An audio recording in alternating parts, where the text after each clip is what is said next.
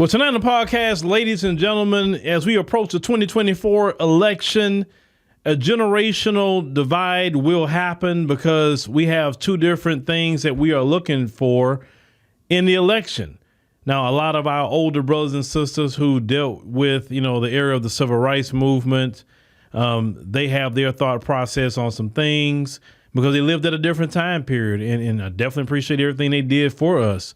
Now we are the children of those of the civil rights movement, and we have different things that we are fighting for today, like reparations. But there was an article that was on the New York Times, as you can see on the screen. As the civil rights era fades from memory, generation gap divides black voters. Now, I told you before, they so concerned about how we think, our inner workings in our community, but I never see these articles about other groups, targeted constantly about another group of people. I told you, we are rent free in everybody's heads, but yet allegedly we only 14% of the population. But you sure worry about that 14%. But let's go on and get into this. Now, they said that Loretta Green has voted, at her Southwest Atlanta precinct wearing the same custom T-shirt. It's with a photo of her first voter registration card dated to 1960. The front of it, reads, "This is why I vote." Since gaining the legal right, Miss Green, she's 88 years old. And shout out to Miss Green, because a lot of people today aren't living to see 88, especially a lot of people, who's younger today. He said, has participated in every possible election. They say this November will be no different. She said when she cast a ballot for President Biden and Democrats down the ticket. And said, but conversations with her younger relatives who have told her they're unsure if voting or considering staying home. It illustrates some of the challenges President Biden campaign faces in reassembling his winning 2020 coalition, particularly in key battleground states like Georgia. While Ms. Green and many older black voters are set on voting and already have plans in place to do so, younger black voters, polling and focus group data show, feel far less motivated to cast a ballot for Democrats or even at all. Why is that? Ms. Green, 9 times out of 10, her house is paid for or completely paid off. Ms. Green is retired. Ms. Green, is getting her Social Security or some sort of retirement she may have from her job, or if, it says Ms. Green, so I guess she's not married. Maybe she had a husband and he passed away or something. But most of the people of the older generation, they had homes, they had cars, and all of it they still have in their possession. Younger people can't even afford to have what Miss Green had at our ages now. See, when Miss Green was our age, one income could buy a house, 2 cars, multiple children. I'm not talking about 2 or 3 children. Some families had 10, 12 children, put food on the table, clothes on their backs, off of one income. And if, let's say, Miss Green herself worked, then it was even better, right? But we can't even have that today. Food prices through the roof. Rent is through the roof. People can't afford to get a home like Miss Green had got back in that time period. Maybe Miss Green house costed $40,000 or $50,000. And maybe that same house today will cost $250,000 to $300,000, depending on the state where you're living in. See, that's the issue that we're facing today versus when Miss Green was our ages. Now, she said that to me, voting is almost sacred. He said, look at what people went through, the struggles. They said that people that allowed themselves to be beaten. Ms. Green said the civil rights movement that ignited her determination to vote in every election. He said, I think there are some young blacks who probably feel like it didn't even happen.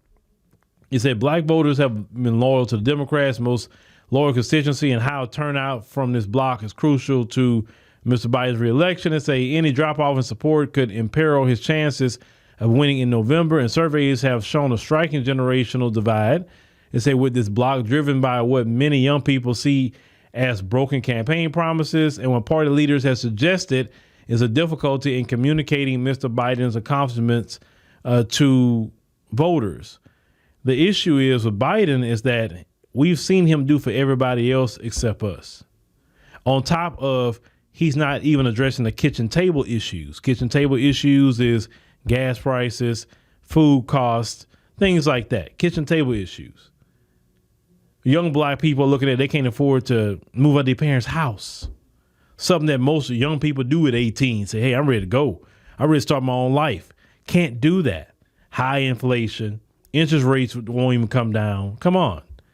They say the stark difference between how older and younger black voters respond to Mr. Biden, and Democrats further highlight how different the messages to these voters will have to be. They say it's a generational divide. They don't know the people who fought and died for their rights, said Terrence Woodbury, a Democrat pollster whose polling has found nearly 30-point gap in support for Democrats among black voters 18 to 49, relative to voters over 50. He said a latter group said does know those people. They saw the fight. Now, they say young black voters point to higher costs of living, crisis abroad, and old ages of major candidates. They say Biden is 81, is the oldest president, and former President Donald Trump is 77 as reasons for their discontent. He said they also say that they feel their lives have not improved under Mr. Biden's presidency, and they have seen little of his campaign promises to lower housing costs, relative student loan debt, and promote racial equity. They say these gripes are not unique to young black voters. In polls, focus groups, and interviews, record numbers of black Americans across ages and genders have expressed disenchantment with Democrat leaders, and the generation gap is in support for Democrats is not unique to one race. While most young voters support Democrats and turned out in mass during the presidential election of 2020 and 2022 midterms, that many have also said they are deeply dissatisfied with the party and see less reason to turn back out for them. Now, they continue to go here, saying, you know, one person said, I can understand, said that India Juarez, 46 years old, Southwest Atlanta resident and Democrat voter. He said, you got two people who should really be retired, enjoying their golden lives. Said still for older black voters, many who seen Donald Trump as a threat to their fundamental rights. It says stopping him and other Republicans from reclaiming power in November outshines their frustrations with Democrats. And by an overwhelming majority, black voters continue to support Democratic candidates. And some encourage the younger people in their lives to do the same. Now they say Clyburn, they say of South Carolina, he claimed he's an influential ally. I don't know he's influential to, because he's sure not influencing me to do a thing. Maybe he's influential among his peers of his age group. They say he, led civil rights protests in college.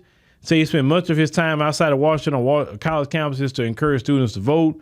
But he said it needs to be an informed vote. He said, I don't want people going out there talking about there's no difference between Trump and Biden. I'm going to show them what the differences are. He said, I want them to see why you need to go out and vote. He lauded the older black voters who encouraged their young relatives to register and cast a ballot.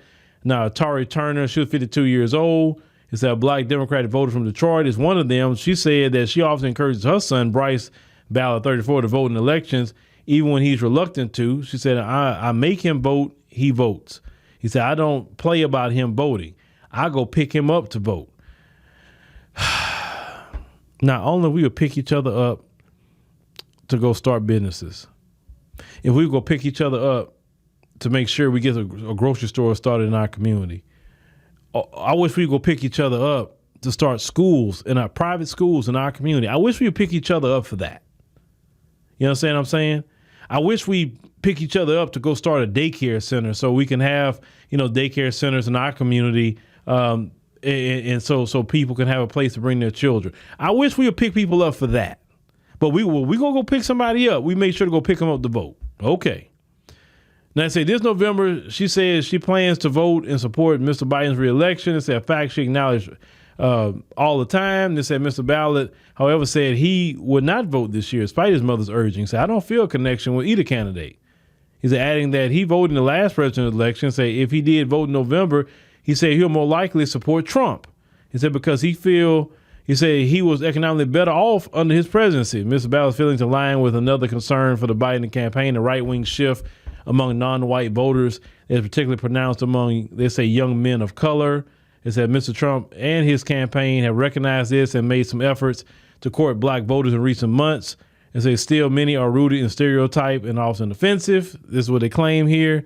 And I said Ms. Green, who said that she too had concerns about young voters' involvement and said she planned to volunteer Mr. Biden's campaign operation in Georgia to encourage young black voters to turn out and to talk to them about the importance of their vote, something she sees as both morally and politically significant. She said, that's why we have to tell them our story. They don't understand it.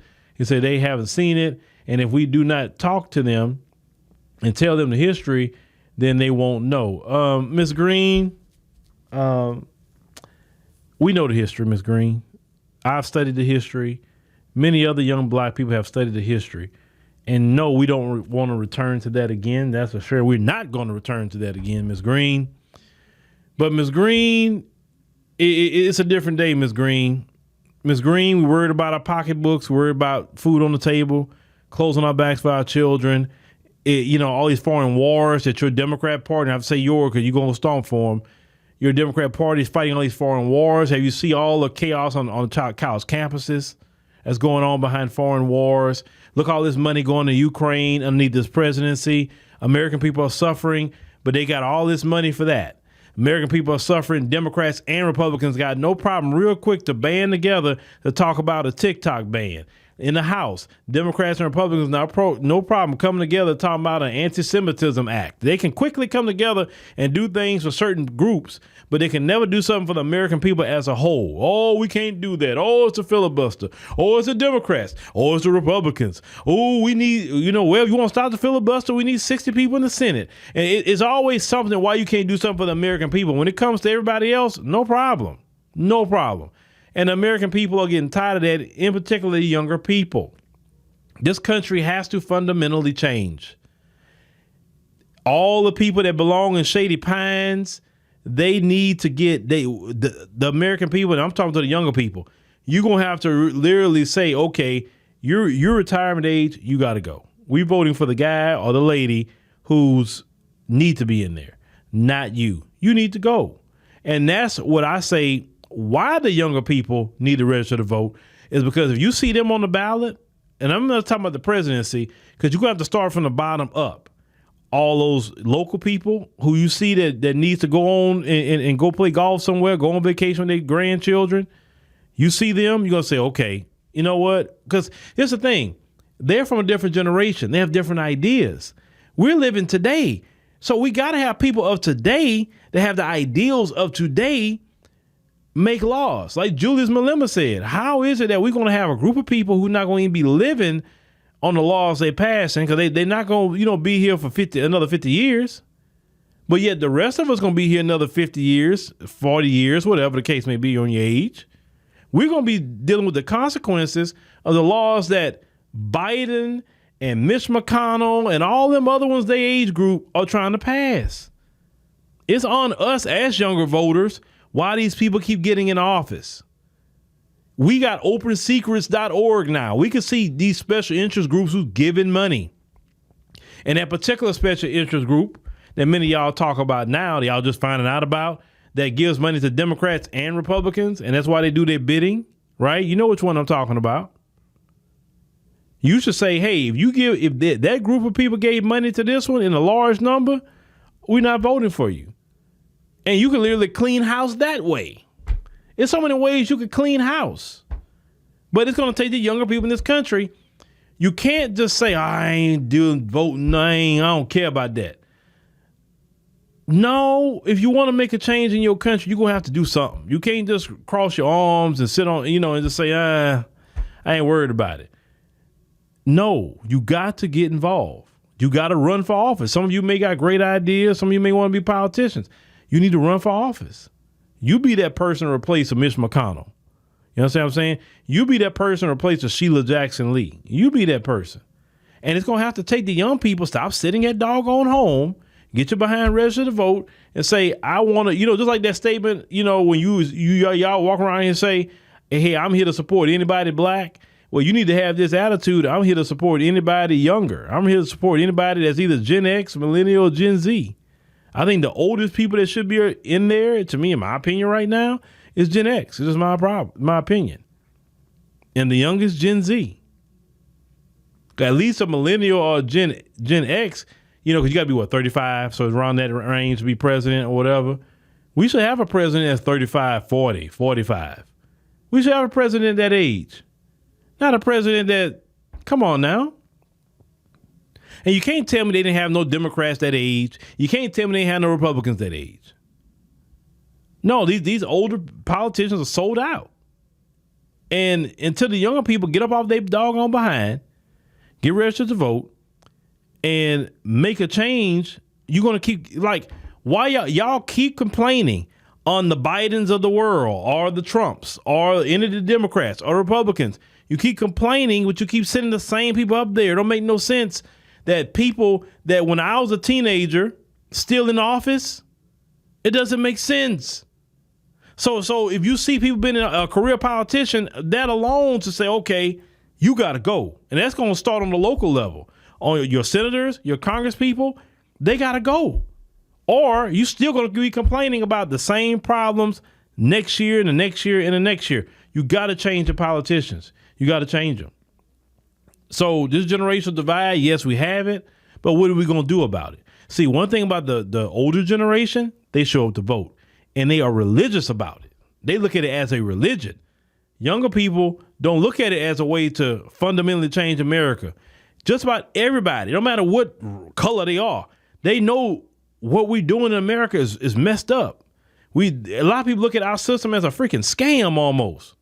We could change that as the younger people, but you got to get involved. You got to participate. You got to run. You got to do so many different things to change these things. Or you want to sit here complain. Even when I was in South Africa, you had people that were voter apathy too. I don't want to vote. And the people that go vote and the people that run, they don't keep running your country. Just because you didn't vote don't mean somebody's not going to get in that position and run something. And they're going to affect you whether you vote or not. And it's just reality. So you want to make a change, get involved, or at least move around those politicians who've been in there 30, 40, 50 years, 20 years. Like, come on now. That's the only way we'll have a change, or you're still going to have the same complaints the next 4 years and 8 years and anywhere after that.